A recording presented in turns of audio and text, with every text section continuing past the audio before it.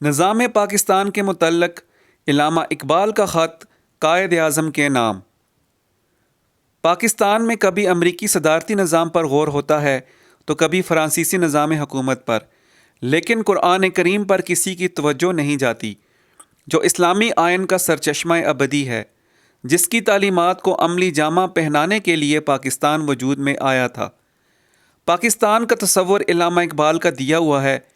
دیکھنا چاہیے کہ حصول پاکستان کے بعد وہ پاکستان میں کس قسم کے نظام کا نفاذ چاہتے تھے۔ اس کے متعلق انہوں نے اپنا نظریہ اس خط میں واضح کیا تھا، جو انہوں نے 28 مئی 1937 کو قائد اعظم کے نام تحریر فرمایا تھا۔ انہوں نے اس خط میں پہلے یہ بتایا کہ مسلم لیگ کا نصب العین کیا ہونا چاہیے، اور اس کے بعد یہ کہ اگر ان کے تصور کے مطابق مسلمانوں کی جدا گانہ مملکت قائم ہو گئی تو اس کا نظام کن خطوط پر متشکل ہونا چاہیے۔ وہ تحریر فرماتے ہیں، لیگ کو آخر الامر یہ طے کرنا ہوگا کہ وہ ایک ایسی جماعت رہنا چاہتی ہے جو صرف مسلمانوں کے اعلیٰ طبقے کی نمائندگی کرے، یا وہ عوام کی نمائندگی کرنا چاہتی ہے۔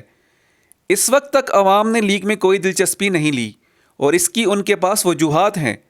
ذاتی طور پر میرا خیال ہے کہ کوئی سیاسی جماعت جو مسلمانوں کے متوسط طبقے کی مرفع الحالی کا وعدہ نہیں دے سکتی، عوام کے لیے کبھی جاذب نگاہ نہیں بن سکے گی۔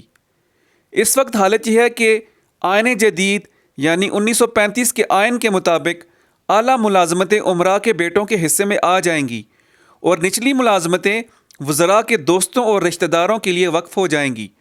عوام اور متوسط درجے کے مسلمانوں کا ان میں کوئی حصہ نہ ہوگا۔ یہ تو رہا ملازمتوں کی بابت۔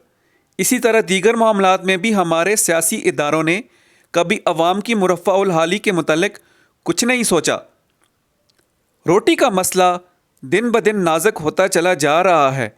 مسلمان محسوس کر رہا ہے کہ وہ گزشتہ 200 سال سے نیچے ہی نیچے جا رہا ہے۔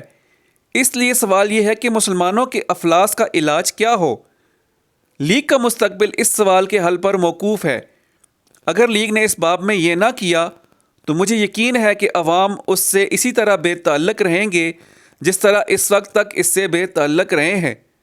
یہ ہماری خوش قسمتی ہے کہ اسلامی آئین کے پاس اس مسئلے کا حل موجود ہے۔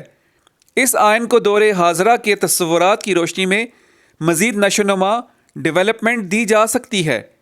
اسلامی آئین کے طویل اور گہرے مطالعے کے بعد میں اس نتیجے پر پہنچا ہوں کہ اگر اس نظام کو اچھی طرح سے سمجھ کر نافذ کر دیا جائے تو اس سے کم ہر فرد کو سامان پرورش مل جاتا ہے۔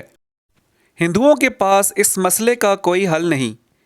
اگر ہندوؤں نے اشتراکی جمہوریت، سوشل ڈیموکریسی کو اپنے ہاں قبول کر لیا تو ہندو مت کا خاتمہ ہو جائے گا، لیکن اسلام کے لیے اشتراکی جمہوریت، سوشل ڈیموکریسی کو ایسے مناسب انداز سے قبول کر لینا جس سے یہ اس کے اصولوں سے ٹکرائے نہیں، اسلام میں کسی تبدیلی کے مرادف نہیں ہوگا، بلکہ اس سے مفہوم یہ ہوگا کہ ہم اسلام کو پھر سے اس منزہ صورت میں اختیار کر رہے ہیں جیسا وہ شروع میں تھا۔